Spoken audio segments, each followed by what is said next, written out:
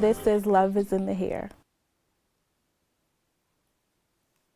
Hello, I'm Giovanna Smith. I'm a senior psychology major from Austin, Texas, and I'm a mixed girl. Hey, so my name is Eriel Nicole Gorrell. I was born and raised in Houston, Texas. I am a sophomore at the University of Houston. I am mixed with black, and black. And I'm just a black girl living unapologetically, period. Hi, my name's Catherine. You can call me Kat. I'm a Houston transplant from Tightsville, Maryland. 10 years in the making in Houston.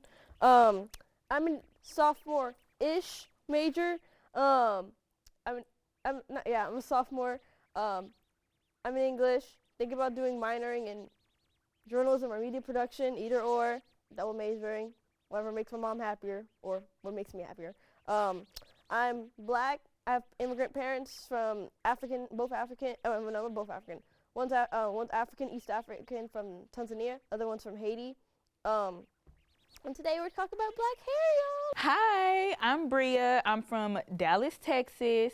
I am black. I am a senior at the University of Houston, and honestly, I'm just here living. I'm Aquira Callico. I am from Chicago, Illinois. I am a sophomore here at the University of Houston. And a line that I go by is to be you, be free, and don't allow others to defer your dreams. By yours truly. First question, what's your must-have hair product? So as you can tell, I'm a pixie shortcut queen as of now. I didn't used to be. So I would say when I was natural, like not too long ago, probably like a month or two ago, I would say Mael's hair growth oil. I think that's what's called, infused biotin oil. I think that's what I'm talking about. I hope that's what I'm talking about. But as of now, I'm a Nairobi queen. I mean, the hair mousse has to come with it. Like, I have to get my good mold. I got to get the mold going in order for me to get right. So definitely that. My must-have hair products, it's two of them that have been like my ride or die since I started my natural, well, not really started my natural hair journey, but that I've been using for a really long time. The first one is As I Am leave-in conditioner. It's a really lightweight leave-in conditioner, and I like it so much because it literally will mix well with literally everything that I use, and I love that. And then the other one is gonna have to be the Eco Styler Gel, specifically the olive oil one, y'all.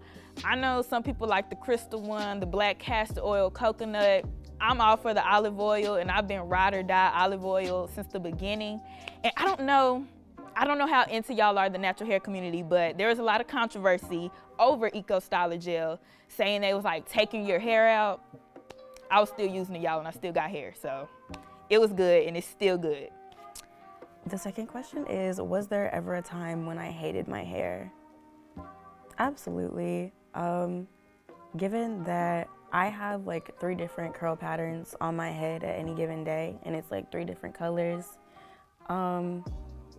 definitely. I wanted my hair to be all one texture. I wanted it to be black like my mom's. I wanted it to be much coilier, much kinkier, because when I was younger, it was a lot blonder. So I was just this little tan mixed girl running around looking crazy with blonde hair. And I always wanted to look like my mom, if I'm being completely honest. But around middle school, high school, I started to really embrace it. I stopped straightening my hair because there's always the discussion of, well, your hair is too curly, or it's not curly enough, or it's giving too much, or it's not giving enough, because I'm mixed, which is really contributed to me learning to love my hair and grow past all the criticism, because somebody's always gonna have something to say. Was there never a time where I hated my hair? Yes. Growing up, I didn't really care for fashion too much or anything like it. And I was even more annoyed that like I hated like how long my mom did my hair, or I'm just sitting there doing my hair, and it was just so hard to take care of, even by myself. My mom says like, you have to take care of your hair and do that stuff, and I'm just like, it's so much work, and I'm just like, I wish I could just put my hair in a ponytail and call it a day, and it'd look cute. And but it's just really frustrating. Was there ever a time where you hated your hair? Honestly, no. There was never a time where I hated my hair. Growing up, my mom always made me like, I honestly never had like braids or weave or anything in my hair until I was like 18 years old. So my mom, she was like, she always made me, I feel like she made me grow to love my natural hair, which is why I could never hate it.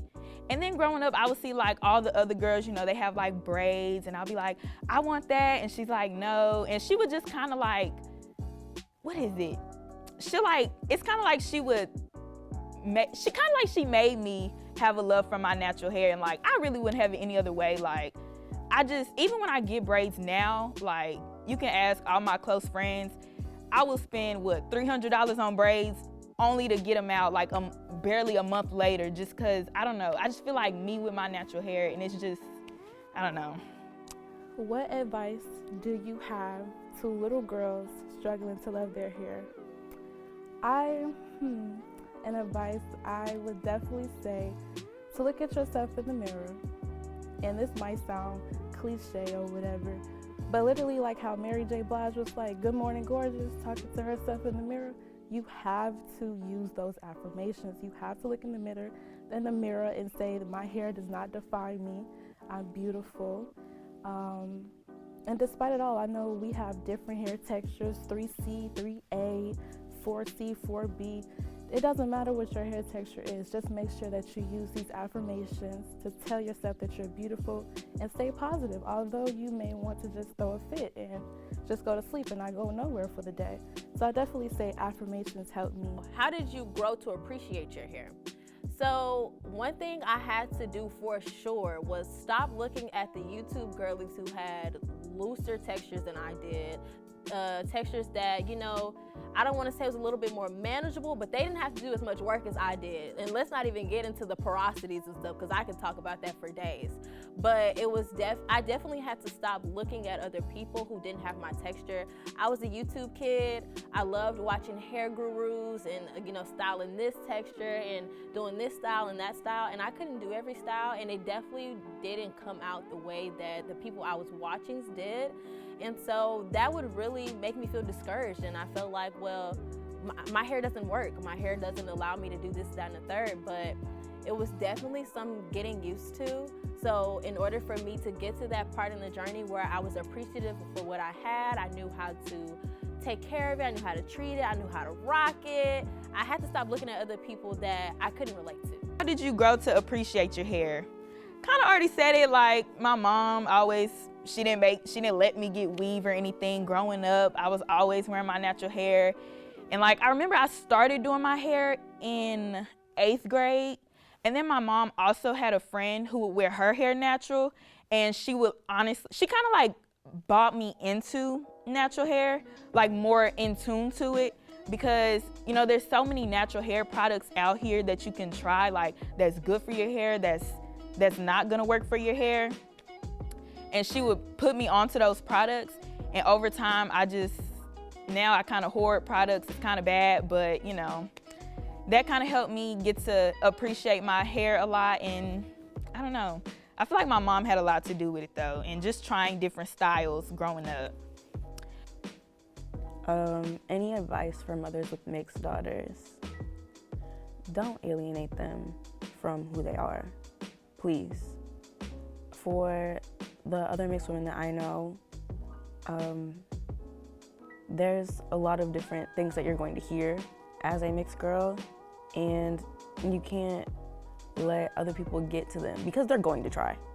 Let's be 1010% honest. There's gonna be a lot of people that got something to say, even if it sounds positive, and you've got to remind them that what's really beautiful about them is their mind, and not that they're mixed or that they look a certain way, because that's always going to be a topic, being a mixed woman. As for any advice for mothers with mixed daughters, the internet, we're in the age of the internet, so definitely go look for YouTube, definitely look at YouTube videos, because there are plenty of people who love the views of y'all just looking up how to do hair. There's even hair tutorials on I think probably like Skillshare or something, like how to do black hair. There was also like, what's it called? I know for me, like I'm like, basically tutorials. YouTube your friend, you can learn anything. I remember like growing up, there was only like these dolls, like these you might see like those big-headed Barbie dolls where you just have to like, you just comb hair and make her hair look pretty. I think nowadays they're selling all sorts of dolls that, like even like those mannequin or whatever. We have like natural hair, and you can practice on those before you practice on your own kid or the kid that's coming, if you're like, expecting something. Do you feel represented in the hair industry? So, I don't really know. As far as hair industry, I'm not sure the specifics on the question, but when I think about it, I think of like, maybe like, looking kind of like on social media, on TV is what my mind strictly goes to. And as far as like on television, absolutely not. Back then I didn't. There wasn't a lot of, black women rocking the big fros. At least I didn't see it. It was more of the looser textures, more on the wavy side, stuff like that. And I definitely didn't feel seen, and that went into me not really knowing how to care for my hair or appreciate it or style it and the whole nine. So back then I didn't, but now I definitely do. You see the black women, I mean, they come in with it, with the looks, with the fros, with everything. And now that I get perms now in the shortcuts, I see a lot of women just really embracing their true style. And that's what honestly pushed me to do whatever I wanted to do with my hair. I probably cut my hair off more than 3 or 4 times that I've been natural. And I just, whatever I want to do, whatever I'm feeling, in moderation though. You don't do everything you feeling, because feelings ain't facts. You don't need to do everything. But as far as when it came to expressing myself in style with my hair, with my clothes, like that was one thing that my mom really encouraged with me growing up as a young woman and just in general. So whatever I wanted to do with my hair, whatever that was, I just decided to do it. And so now I love that I get to see women just doing that all around, no matter the race, no matter the color, the size, whatever. Like we're really doing it out here. And I'm just I just love that women are just embracing themselves. So yeah. Do I feel represented in the hair industry? When I was younger, not so much. Like, you had girls that were giving wavy or they were giving curly, but nobody has like 3 different textures on their head that they talk about, at least in my experience. And I mean, I had Beyonce, I'm not gonna lie, because I was a little blonde girl. I was a lot tanner than I am now. Beyonce was it. She was that girl. So I was, oh my God, we're blonde, we're twins. Like, we're locked in. But now, yeah. Everywhere I go, even my mama's like, her hair products, I'm like, ooh, there's this little Blasian girl. She look good with her little curly hair. I'm walking around, I see Doja, I see Zendaya. Come on, Zenny. Yeah, I'm everywhere now. But when I was little, all I had was Beyonce and Princess Jasmine from Aladdin, if we're being so for real, because she was the only tan girl we had. In today's society, I definitely do feel represented due to like certain commercials that pop on, like Mayel is a really popular hair product going on nowadays.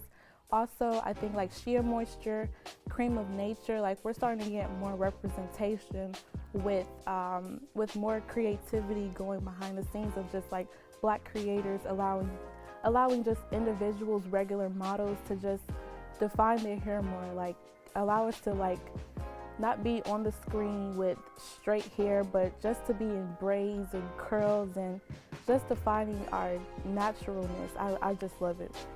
So I definitely feel like I'm being represented nowadays versus like back in the day. No, not so much. Not so much back in the day. I would definitely say like ever since after COVID, I would say definitely the black community has definitely been like showcased like on TV a lot with our natural hair. What are some common misconceptions about having black hair? Ooh, don't get me started. That you can touch it. No, you cannot. Please do not. First one, black hair don't grow. Black hair grows. Black hair grows too much sometimes.